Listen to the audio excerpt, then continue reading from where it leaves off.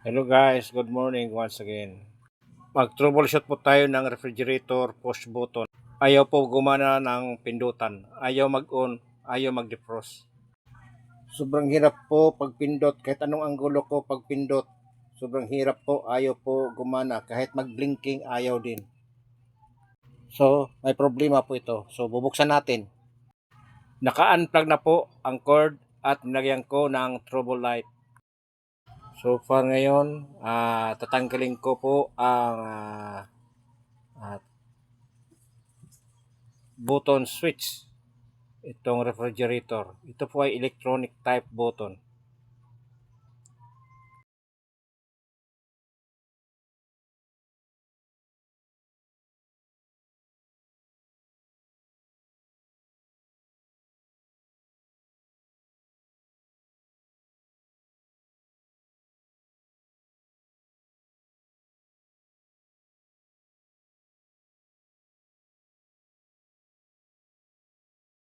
Ayan po, natanggal ko na po ang cover ng button switch.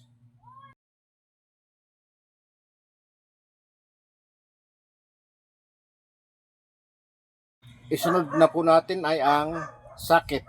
Kukunin ko ang board at ihiwalay ko yung socket dahil ang board ay nilinisan natin at tatanggalin ko ang push button.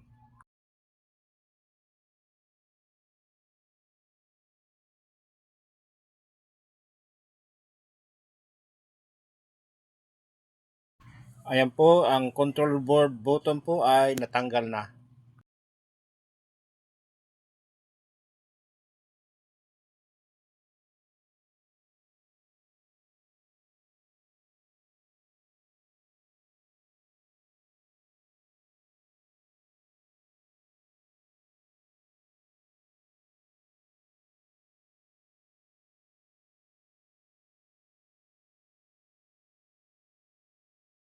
Punasan po natin ang pinagtanggalan ng control board panel kasi sa loob marumi na, may mga lihido na, mga kalawang.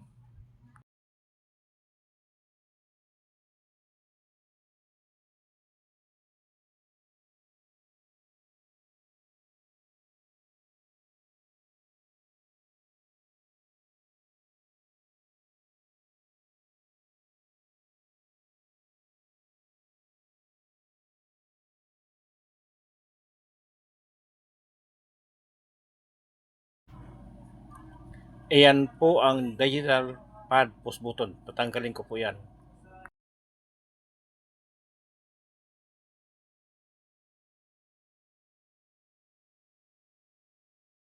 Ito namang cover ng push button ay lilinisan ko kasi sobrang dumi. Nag-ready po ako ng aking tester para matesteran natin ang condition ng contact niya. Ayan po, for contact po. Medyo mahina-hina, hindi siya nakapul. Minsan inaabot, minsan mahina ang contact. Ngayon, gagamitan natin ng soldering iron na 60 watts. I-preheat natin at gamitan natin ng desoldering pump para matanggal natin ang post button at maninisan natin.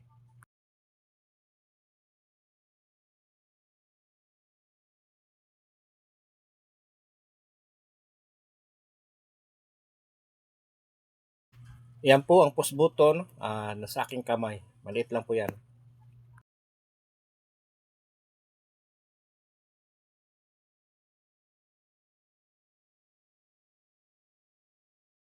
Testerin ulit natin ang contact. Ayan. Medyo hindi naka full swing po siya. Marumi. O di kaya may moisture.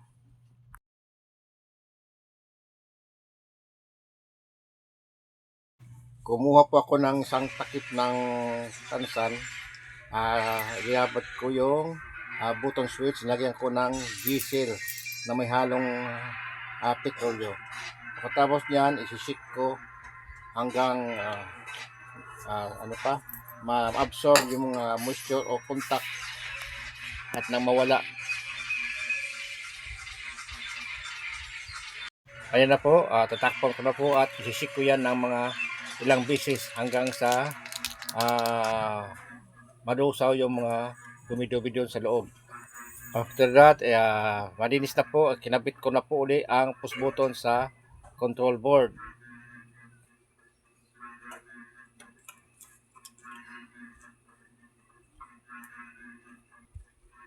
Ngayon, final, nakabit ko na po yung button. Testiran po natin kung mag full swing. Ayan, full swing na po siya. Full swing, okay na po siya. Pwede na po natin ibalik sa refrigerator. Ayan po, ibinalik ko na po ang control board at saka yung takip. At nang i-power on na po natin, isasaka po natin ang plug. Ayan, nagkailo na po dahil may power na. Bumalik na po siya sa kanyang dati. Ayan, ipunditon ko po ng 3 seconds. Dapat mag-blink po siya.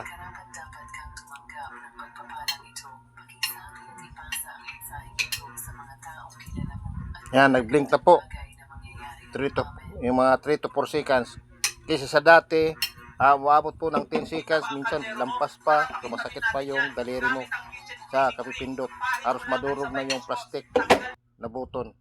Higpitan na po natin ng screw at nang maibalik sa dati at nang masilyo natin.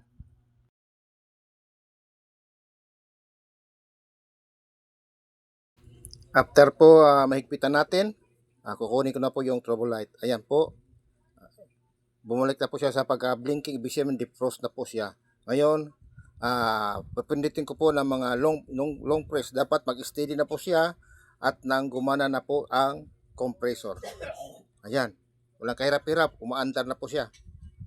So, balik na po siya sa normal. Pwede na po siya magamit. Wala nang kahirap-hirap. Kung gusto mo i-defrost, automatic na po siya mag-defrost. Mag-blinking po siya. Blinking ng blinking. Ibig sabihin, defrost po siya. Pag nag-steady yung ilaw, gumagana po yung compressor. Bahala na si thermostat. Kung malabig na siya, mag-stop na lang siya. Thank you po sa mga viewers. Walang sawang sa pagpapanood po sa aking kunting vlog. Thank you po sa lahat. Inulit ko po, thank you po.